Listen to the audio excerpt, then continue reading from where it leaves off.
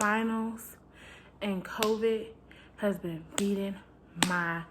Hi, my name is Kayla and I am back with another video. Hello, my name is Kayla. Hi guys, my name is Kayla and I am back. You're gonna have ex-boyfriends. You're gonna have relationships. Like, it's not your fault. It was so much hot tea. Like, hot tea. It was so much hot tea going around. I don't want half of someone's heart. Like, if you are still feeling some way for your summertime, it's the best time to make goals that will help me, better me. Hey y'all, my name is Kayla and I am back with another video. I missed last week's recap because I had COVID. I still do have COVID, but it's easier now, and I'm also in the process of finals, so it was 2 and 1 that was just beating up on me. But I am back here for another recap video, so let's get right into it. So this episode starts off with Tayshia catching up with Chris because he was gone the last week because he was taking his son to college. So they were just catching up on things that he missed. And then it basically goes into Tayshia's one-on-one date with Blake.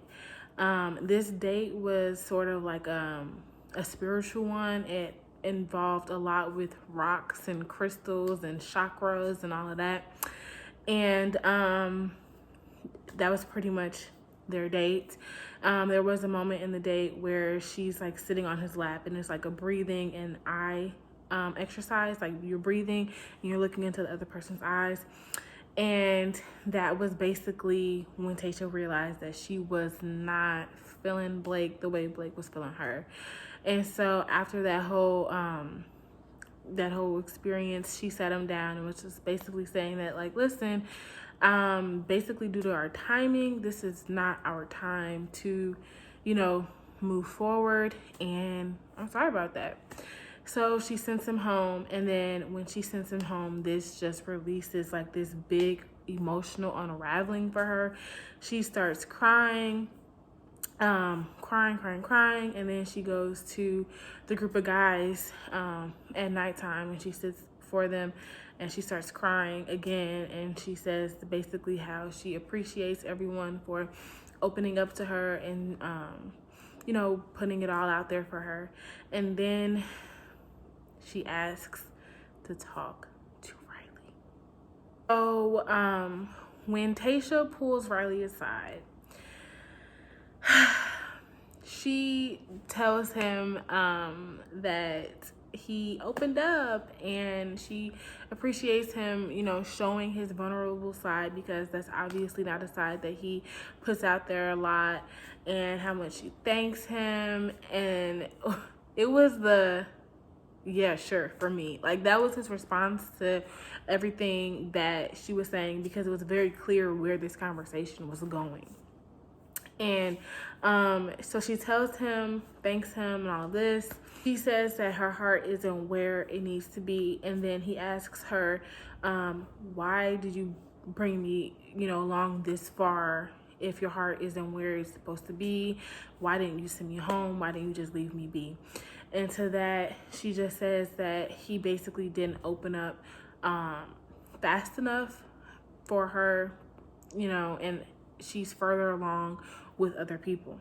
And asks him to remain open and vulnerable, because the Riley that is before her is a really great guy and people deserve to see this side of him. And he's a really good dude. But my biggest issue with the way Riley was sent home was the fact that she sent my man home in his PJs. She sent him home in some gray sweatpants and a black thermal. She sent him home in his PJs, okay? It really bothers me. Like, what the? You couldn't give him the chance to put his spinners in his hair, you know, brush out his hair, get the waves going. Couldn't have on a nice, you know, shirt and pants. Like, you gonna send him home in his pajamas and his PJ? Like, let him go out in his Sunday's best. Like, what the? It was the gray sweatpants and black thermal for me, because we all know Riley know how to dress. We all know Riley know how to get down, and you gonna send him home like that? I was mad. I was like, he could at least put the spinners in his head. You could at least, you know, gave him a heads up, talk to a producer, talk to somebody so that he could know, you know, I want to go out looking good. I want to go out at a rose ceremony. I want to go out looking fly. You know what I'm saying? Not in my pajamas. So then it's time for the rose ceremony. The guys are sitting on the couch, catching up, talking, waiting for Tayshia to walk through the door. But instead of Tayshia, we get Bennett. You all know how I feel about Bennett. He walks in with this stupid stride, one hand in the pocket. We all know he practiced that walk 50 billion times because he's like, yes, I want to walk in with my left hand half tucked in my pocket. I want to walk in. I want to look like this. I want to say that. Like, we all know he practiced the walk. He practiced the, looks like you guys seen a ghost. We all know he practiced that. So he did his little showdown. He walks in, he sits down, and he basically explains to everyone that once he was eliminated, it didn't sit well with him. He thought about it. He came back. He confessed that he was in love with Tayshia, and she told him to just stay. And so that was basically that. But he didn't stay for too long because at the rose ceremony, both Bennett and Noah went home, and it was like a poetic ending, the way that they were both standing right next to each other, and then they were the two that went home, like the two people who had the most drama, like, went home together. And so her top 4 is Ivan, Brendan, Ben, and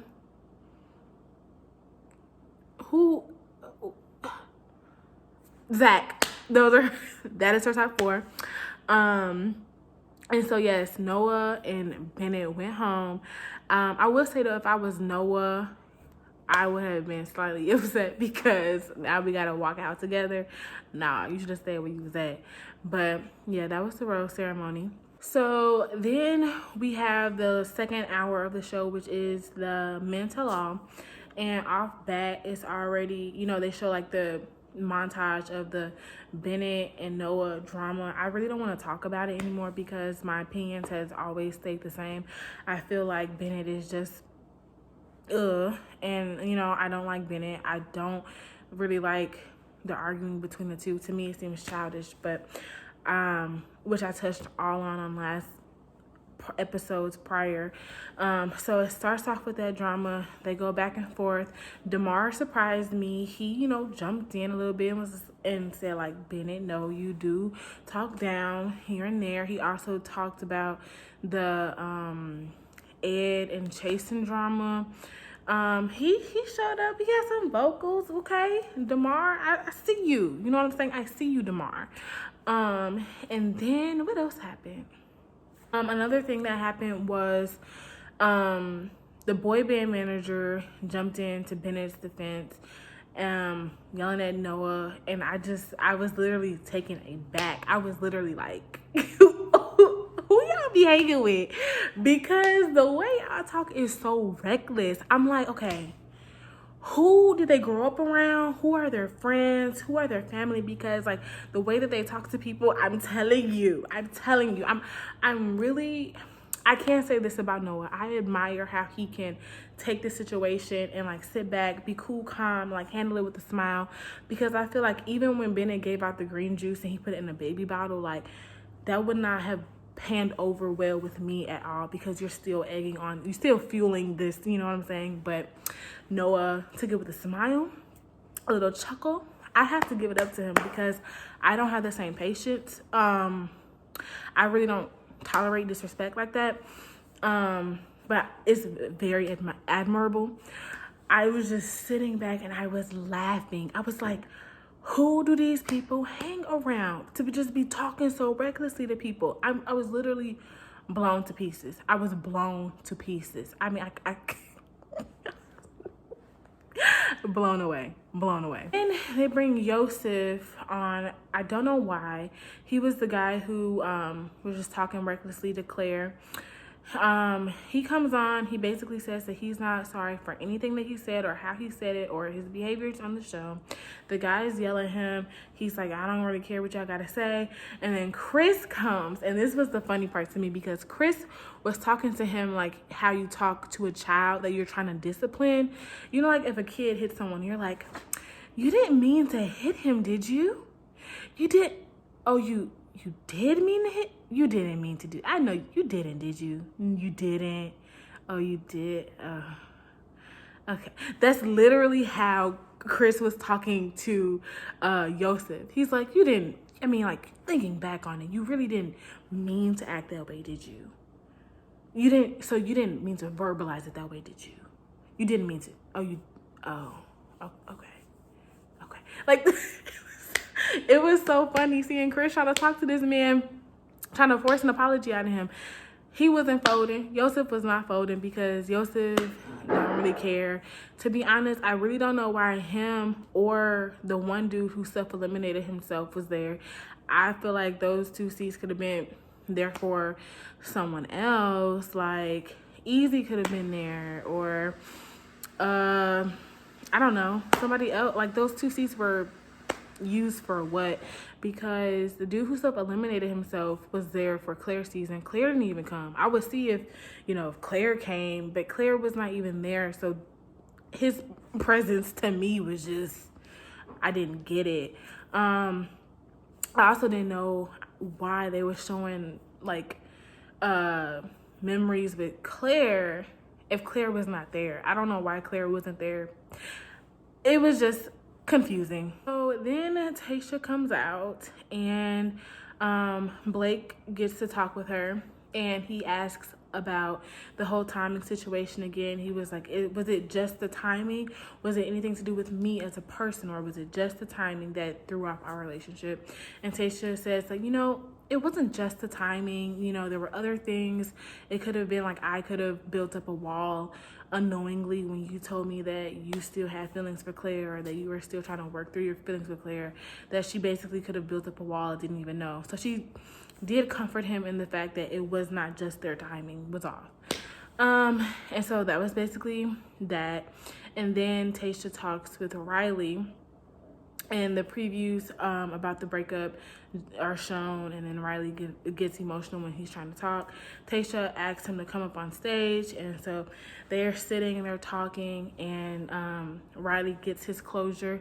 Tayshia tells him that him opening up to her about his family and his life is not the reason why she sent him home, because that was something that he's been thinking about since he was eliminated.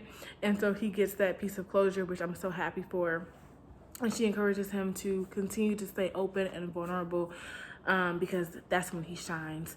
And that was basically this episode. It was a lot going on. It was so much. The mental law was just messy. The episode was just sad. Like, I'm ready for this. I'm ready to see how this pans out. I'll see y'all with the next episode soon. All right, y'all, be healthy, stay well, and I'll see y'all later. I'm about to order it. Hi. Yes, hello? Yes, I was calling to see if I can make an order for delivery. Okay, perfect. Can I order 1 Riley for the Bachelor for 2021? Oh, okay. The earliest is 2022. Yes, that's fine. Yes, I can wait. And you can deliver it to my TV screen? Okay, perfect. Thank you so much. Okay, yeah, I'll see you soon. All right, bye.